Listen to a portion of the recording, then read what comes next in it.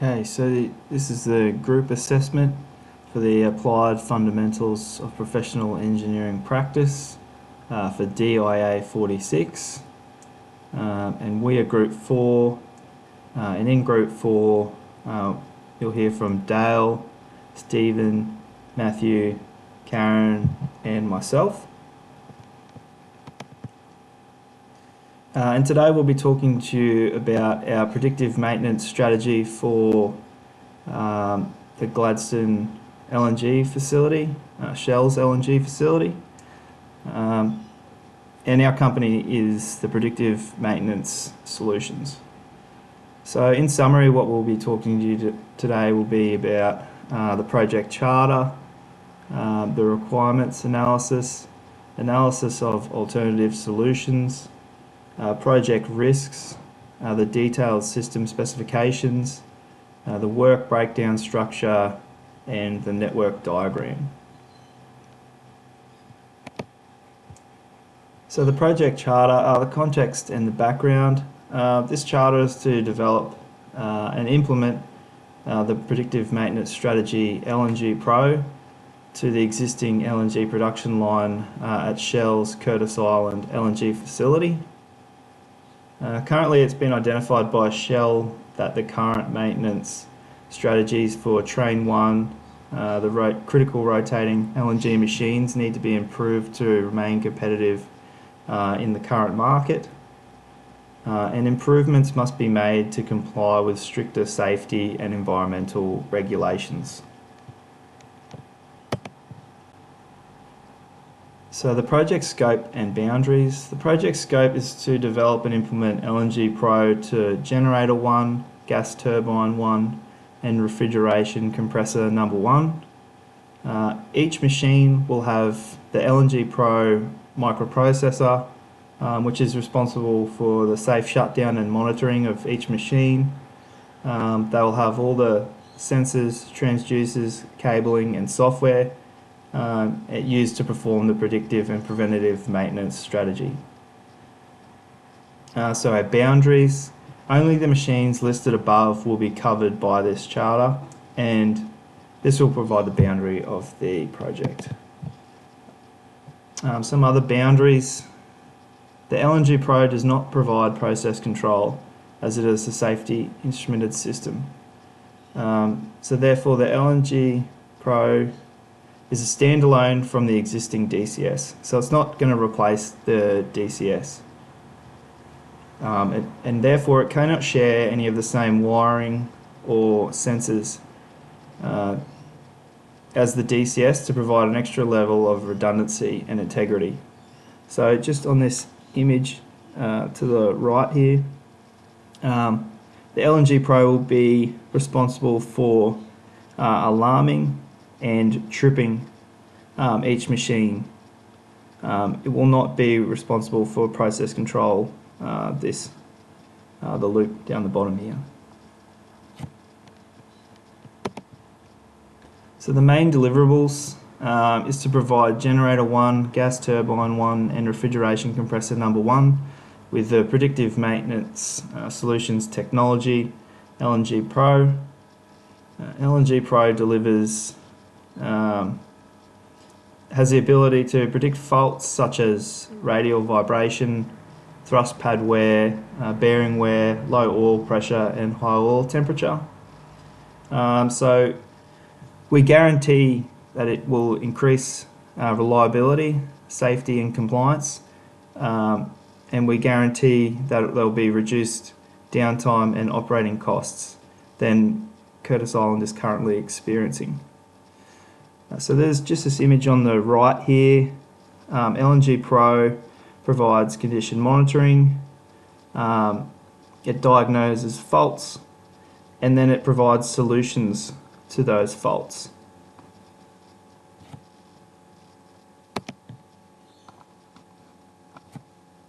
So all main deliverables, comprehensive alarming history and trending for reporting and compliance, prevents unsafe process operations when unacceptable or dangerous conditions occur.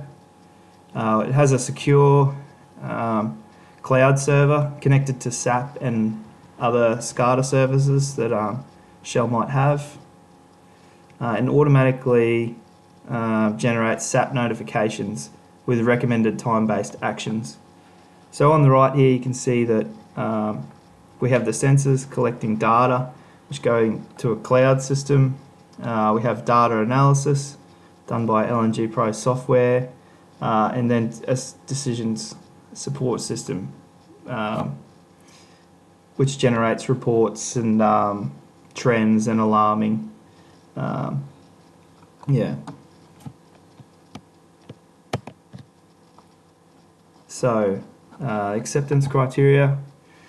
So where Shell is operating generator 1, gas turbine 1 and refrigeration compressor number 1 using only LNG Pro, where all predictive and preventative maintenance is scheduled via LNG Pro software, where all the critical trips, faults and alarms are controlled by LNG Pro, and all trending and alarm history used for compliance reporting is generated via LNG Pro.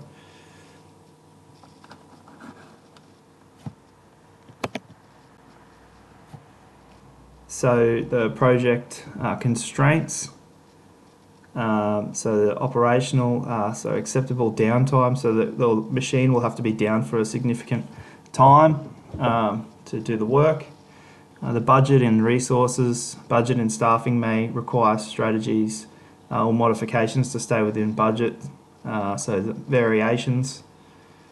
Training is vital to ensure efficient undertaking of the predictive maintenance strategy. So we'll have to make sure that the training is there. Safety and environmental, so the restrictions, regulations would add further compliance requirements.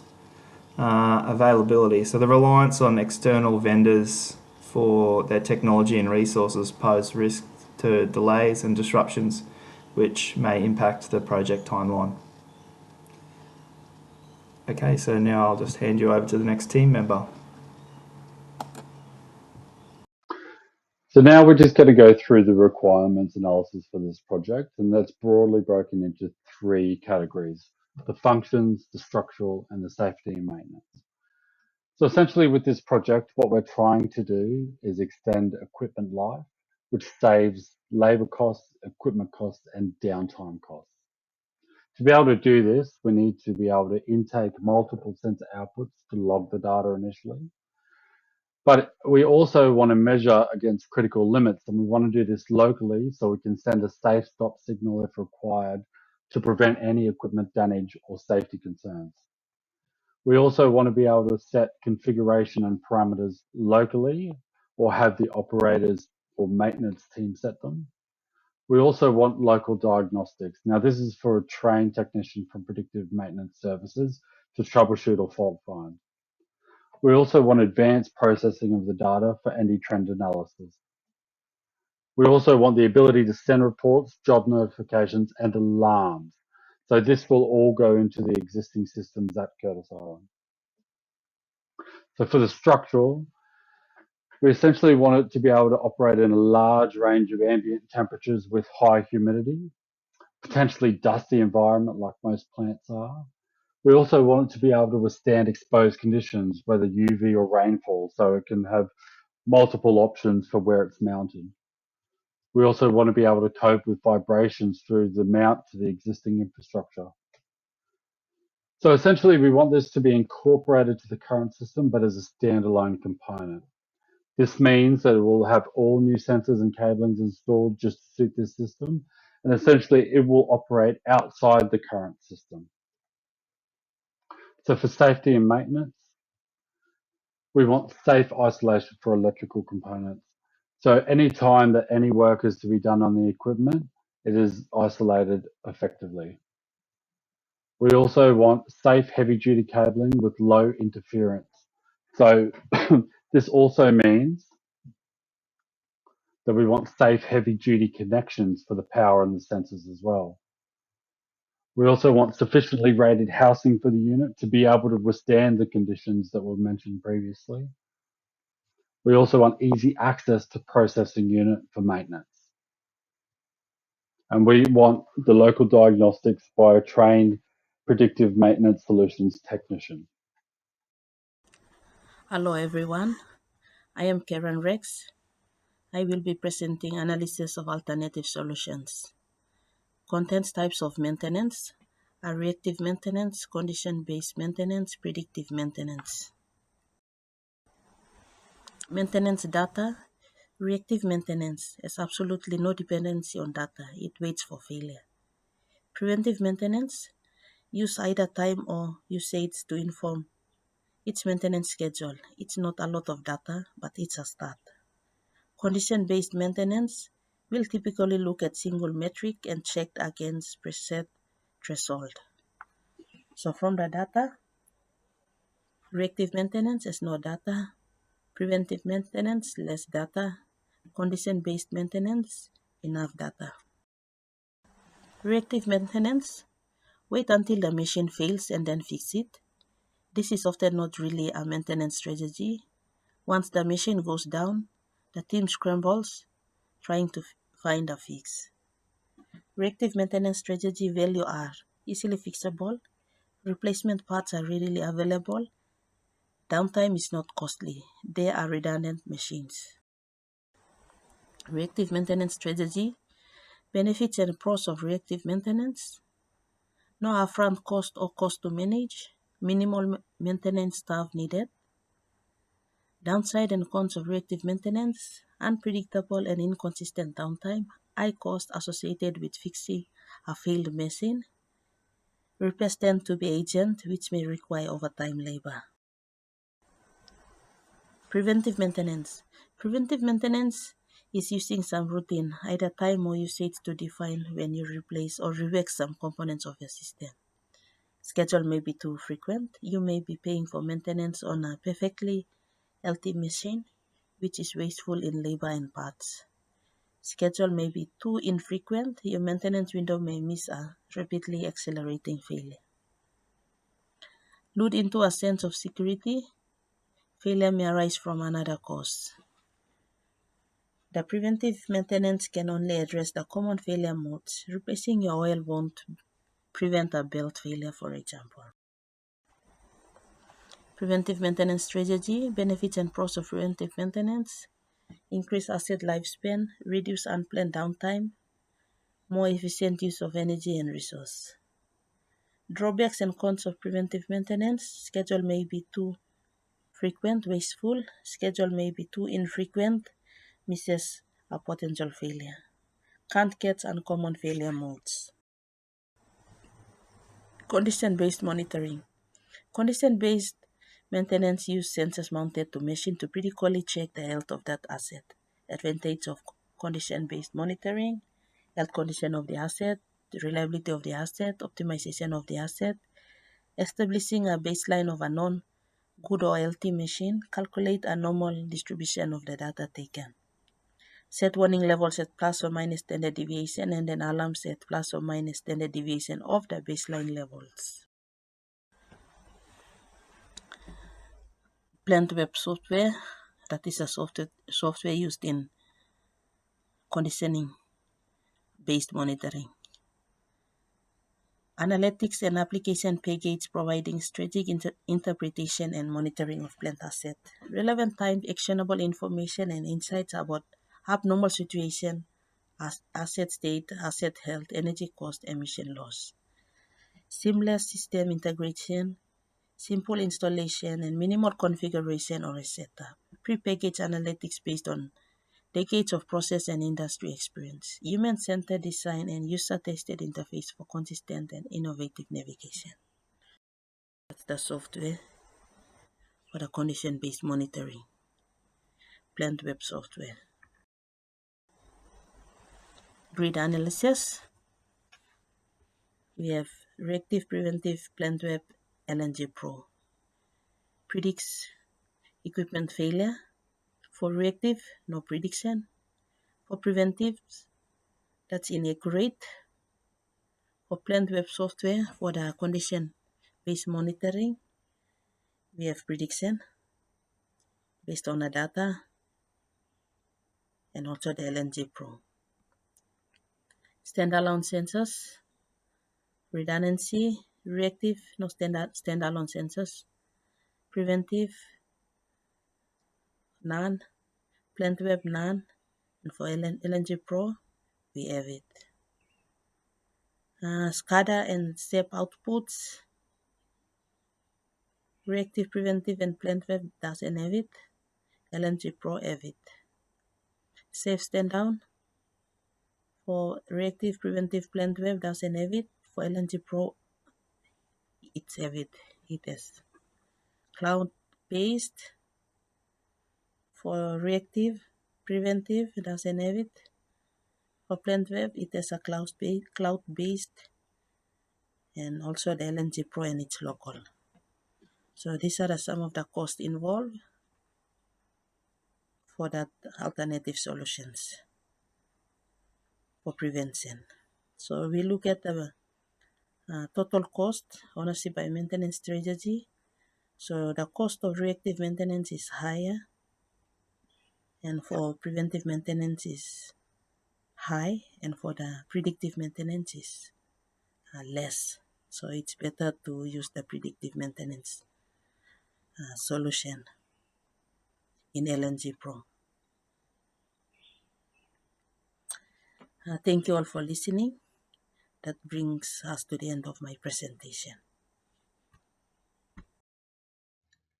Over the scope of the predictive maintenance strategy at Curtis Island LNG plant, the project has the potential to encounter various risks before, during, and after work has commenced, and as such, a clear understanding of the risk and consequences to safety in production must first be outlined.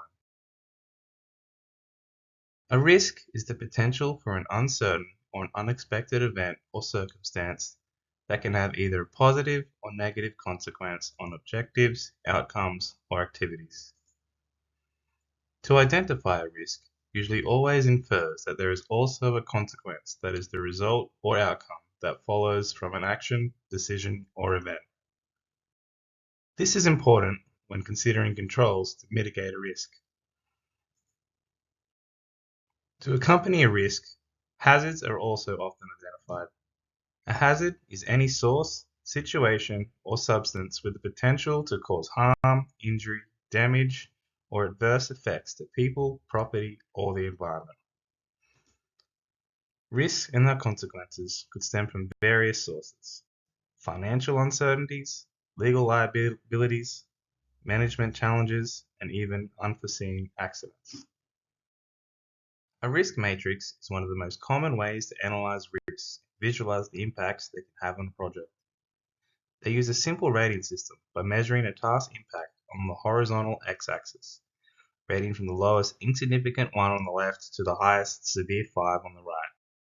The likelihood of a risk occurring is shown on the vertical y-axis, rated from the lowest rare 1 on the bottom and the highest almost certain 5 at the top.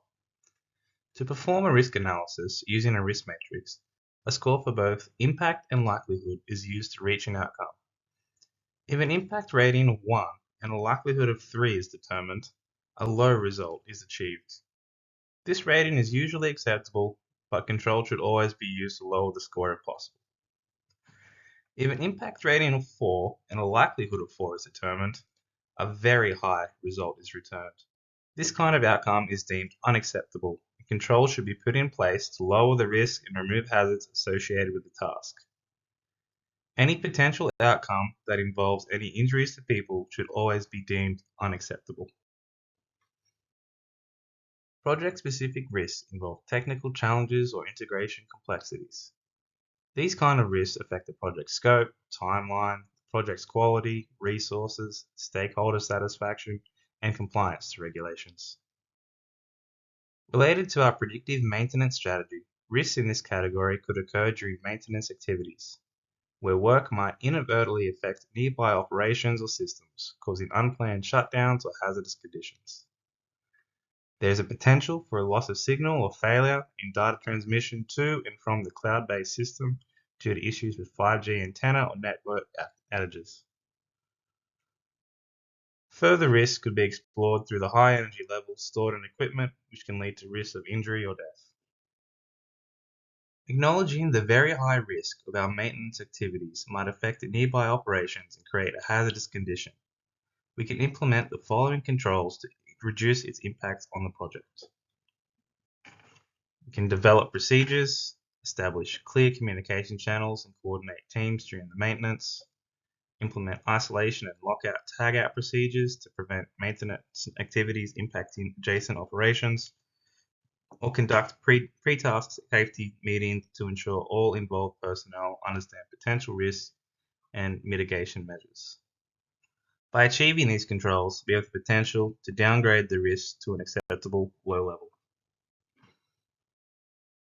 Project management risks refer to the uncertainties associated with the planning, execution, and control of project activities. Related to our predictive maintenance strategy, risks in this category could involve supply chain disruptions to critical components, potential for the project scope to creep beyond its scheduling due to unforeseen requirements, or inadequate resources or budget to complete the project as planned. Having the resources and budget to complete the project is critical to its success, and as such, some control measures should be investigated to safeguard the project. These include developing a detailed project budget that accounts for all anticipated costs, implementing project monitoring and control mechanisms, prioritize project activities and resources based on their importance to project objectives, and to communicate transparently with project stakeholders. By achieving these controls, we have the potential to downgrade the risk to an acceptable, very low level. Customer organization risks are uncertainties stemming from the client's organization and their involvement in the project. Related to our predictive maintenance strategy, risks in this category could involve delayed response times or lack of commitment from stakeholders, insufficient knowledge or training among operational staff when using LNG Pro, or inadequate training or awareness regarding lockout/tagout procedures among maintenance staff. Addressing the risk of non-compliance and accidents related to this risk, we must look at controls to minimize the risk to the predictive maintenance strategy.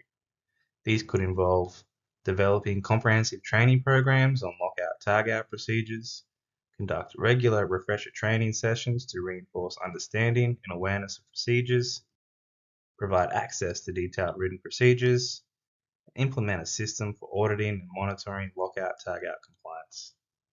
Using these controls, we have the potential to downgrade the risk to a very acceptable, very low level due to the effectiveness of lockout/tagout procedures eliminating hazards. External environment risks encompass uncertainties arising from factors external to the project and its stakeholders. Some potential risks experienced in the project could be changes in environmental or safety regulations, failure for workers to comply with relevant safety and environmental regulations during maintenance activities, or the work performed in harsh or unstable environmental conditions. Taking a close look at the risks identified, we can see a clear need for controls to bring this risk into line. Some controls could include provide appropriate PPE to workers, ensure proper signage and communication protocols are in place, provide training to workers on recognizing and responding to environmental hazards, and implement engineering controls. The use of these controls could see a reduction of the risk down to a low risk rating. We're now going to go through the detailed system specifications. So this system essentially will have two main components. One will be the local unit on each machine with the multiple sensor inputs. And the second one will be a remote cloud service operating as a platform as a service. So you can see on the left-hand side, we've got the local component, which includes all of the probes going into the equipment monitor and then a link to the SCADA system. And on the right-hand side, we've got the cloud service. So this will have all the outputs to the SAP, the SCADA, the email list, and a web interface, which goes both ways to set configurations. So the local component, which is the equipment monitor, will include accelerometer, bearing position probes, pressure diaphragms, RTD inputs for the sensors. It will have 24-volt power supply. It also is an option if we need to install a transformer from 240 to 110 volt AC. Also communicate to the remote cloud servers via 5G secure network. It'll have output to SCADA for safe stop signals, a USB for diagnostics by a technician. It'll have a polycarbonate housing with IP67 rating mounted on the existing structure to protect it from the elements. It'll also have an enclosed door interlock system with safety signage for live equipment, and it'll have intrinsically safe cabling. So the remote component, which is the cloud service, will essentially have a dashboard like shown on the screen. It will receive sensor data from the equipment monitors, evaluate the data trends to provide indication of equipment failure, and this will be low and high priority. It will send critical parameters to the equipment monitor, and this is all done through a web interface. So that will be the adjustable parameters, trend history, and upcoming maintenance flags. It will also have output to SAP notifications and SCADA alarms through equipment monitor connection. So it's also going to send a weekly report to a client email list, and this will be per equipment monitor, including sensor trend data on a 6-month historical data, scheduled SAP notifications sorted by priority, and alarms to SCADA. So it'll be a list including what equipment, the date and time, and the priority. So the transition diagram, essentially what we're getting is if data is received from the sensors, no, then it will send a safe shutdown signal to SCADA. Yes, if the data is not within safe range, again, it will send a safe shutdown signal.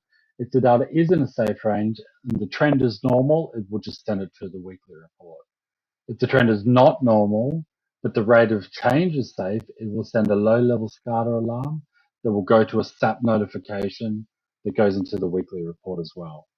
If the rate of change is not safe, it's a high-level SCADA alarm, which will send a safe shutdown signal and will also put in a SAP notification. Hi everyone, my name is Steve and I'll be taking you through the work breakdown structure and network diagram part of this presentation. Starting with the work breakdown structure, the main deliverable is to implement a predictive maintenance strategy to Gladstone LNG facility. Second stage of our work breakdown structure is the identification of major deliverables, these being the planning, the installation and the commissioning stages. Of these stages, we further break these down into work packages. This helps to assign these to the managers that will complete the tasks involved in each package. The work packages identified in the project are project launch, analysis, design, selection, procurement, site inspection, engineering, technician, electrical, testing, and handover. Assigning the levels of this work breakdown structure also helps to identify when key milestones have been achieved. Next, we have developed a work breakdown structure dictionary to help define each work package with the individual tasks involved in these packages. As you can see, for example, work breakdown structure code 1.1.1 project launch, we have defined tasks such as establish a team, develop a project charter, and develop a timeline and budget. Next WS code is the 1.1.2 analysis. The tasks defined here are the requirement analysis, research predictive maintenance tools, alternative solutions, and a risk analysis. Following on with 1.1.3 design, these tasks consist of a functional description specification, the code development, a factory acceptance test, and AutoCAD markups. This continues on down the slide with selection, procurement, site inspection, engineering, technician, electrical, testing, and ends with the last WBS code 1.3.2 handover with the tasks training, maintenance, and operation staff, and release documents and handover to client. Resources will need to refer to this dictionary to help determine the scope of the work to be completed for the given work package. Now we move on to our network diagrams, beginning with a PERT chart also known as the PERT diagram. This diagram shows the mapping of each work package to help schedule the work, identify the milestones, and show task dependencies. It also displays the proposed start and end dates for each work package with the duration or work days to complete each package. For example, the package 1.1.6 site inspection will occur on the 1st of May and will only take 1 day to complete. The Gantt chart better represents the tasks and timelines in a bar graph to help our project manager stay on top of the project. We can clearly see the project start date being the 15th of April and the completion date the 31st of May, making it a 7-week turnaround for the entire project. Work package timeframes are clearly shown with their dependencies. The largest period of the 2 weeks was allocated for the procurement of hardware, which could bring forward the installation if the hardware arrives sooner. The handover, consisting of 3 days, will need to be confirmed with the L&G facility pending arrangements for staff training. We've covered quite a few topics in this presentation, and I'd like to just go over some of the key benefits for choosing the Predictive Maintenance Strategy L&G Pro. Market competitiveness. This strategy will help you to stay competitive in the market. Complying with the ever-growing safety and environmental regulations through a comprehensive alarming history and trending for reporting and compliance. Safe shutdown and monitoring by preventing unsafe process operations when unacceptable or dangerous conditions occur. It is an extra level of redundancy utilising separate sensors to the existing process. Predicting faults such as radial vibration, thrust pad wear, bearing wear, and low and high oil pressure. It also guarantees reduced downtime and operating costs. And automatic notifications by notification generation, sending reports, job notifications, and alarming. Now we would like to spend some time with you to go over any questions you may have about the project.